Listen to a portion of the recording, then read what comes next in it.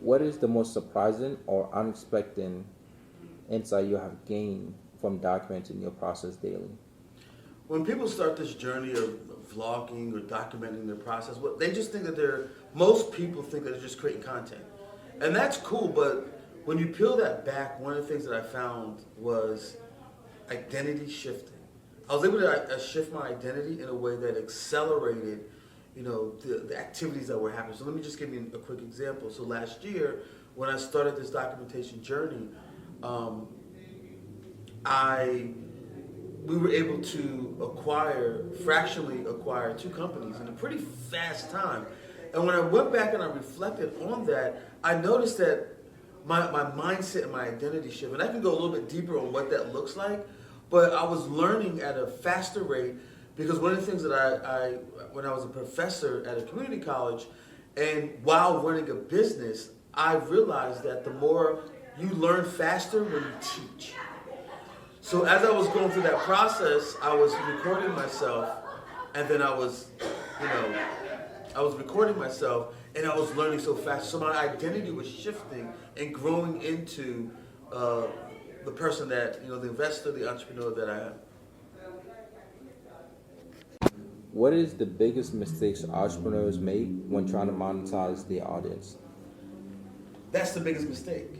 An entrepreneur trying to monetize their audience. I mean, let's be real here. Very, very few people monetize their YouTube channel. I mean, the percentage is super small. So what I do, how I think about monetization is really being creative on what the actual end product is. So if you don't see your end product as an asset, and how you can leverage that asset. So for instance, let me give you an example. So when we're on different calls we just did this last year sometime, when we were on the call with the CEO of a private equity firm, we were able to take pieces of our content and then show him what we were doing. So seeing us in action, things like that lead to a deal. So it's really about, okay, how do we see this content as an asset? Another deal that we did last year, we did a partnership with Pipedrive. And Pipedrive, it was a CRM. We didn't have many followers, we didn't have many subscribers, but the way we positioned it and how we niched it to those that are in the micro private equity space, the holding company space, we were able to leverage it. So the key thing is really think like an investor, think like a business owner, that you're not just creating content for content's sake.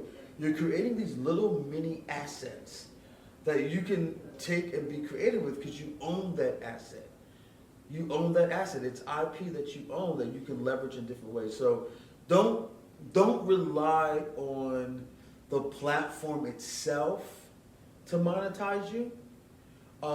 Rely on the relationship that you build with that content, because now you can provide this transparency and build trust with whoever your client is, whoever that customer is. And that's what, in the private equity space, it's all about trust, it's all about relationships.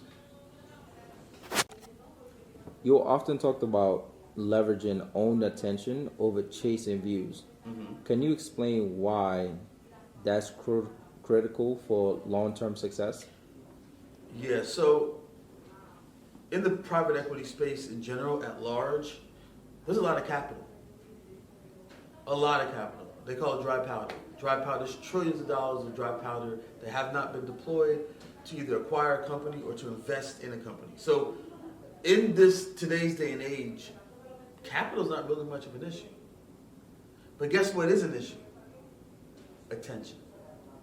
So you have to see attention as a form of currency or as a form of capital that you have to capture. You have to capture people's attention. And once you capture people's attention, you can convert that capital, and you can convert that attention into capital to acquire companies, to attract talent. So that's really the name of the game for long-term success. So how I look at it is in terms of this vlog, it's like compound interest. So right now, as we speak today, we're at episode 207.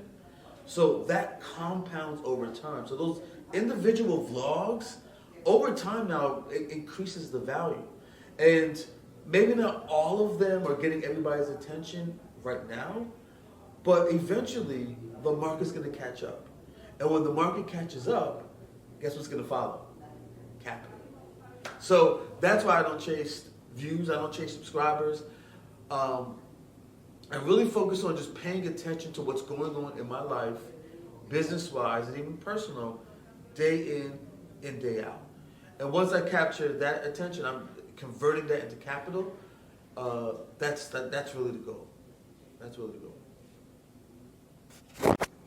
How do you repurpose content effectively to maximize reach across different platforms? So the way I think about it is, as starting off, you're the only person, you know. So when it comes to like scaling content, I really think about consistency. So I optimize for consistency. So what that means is I choose one channel. In this particular case, is YouTube. That's all I'm thinking about, and I'm trying to understand how YouTube works.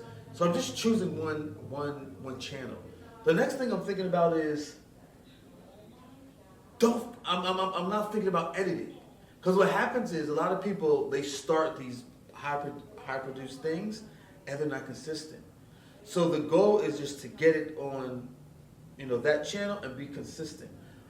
What happens is you get leverage because it compounds. I was able to attract you as, Abe, as a growth lead to help us come in, because now it's like, okay, you have something here, but it needs to be more polished. You need to get it on more platforms.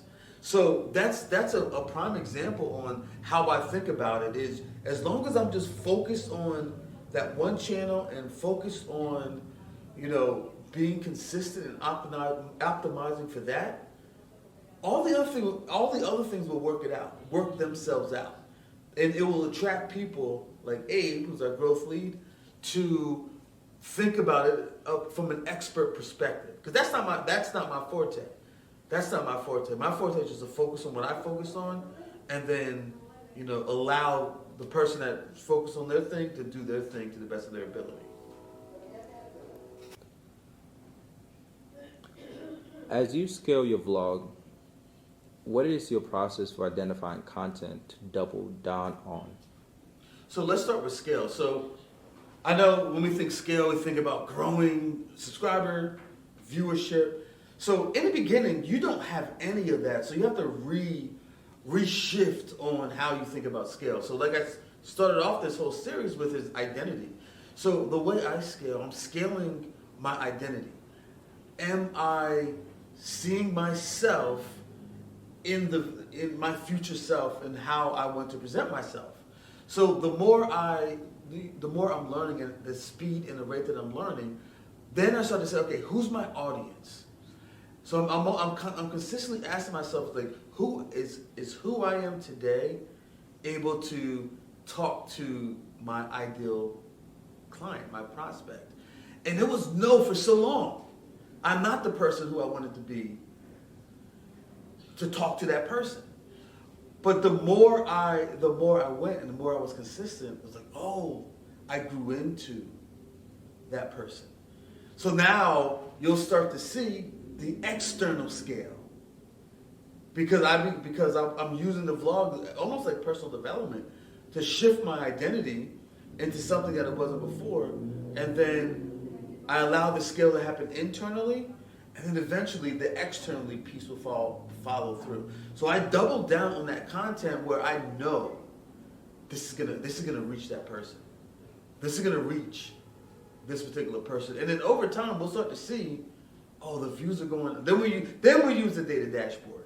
Then we can say, okay, oh, when you talk about this, the numbers go up. When you talk about this, and then you begin to piece that up. But the first phase is really scaling within yourself and being the person who you see yourself to be.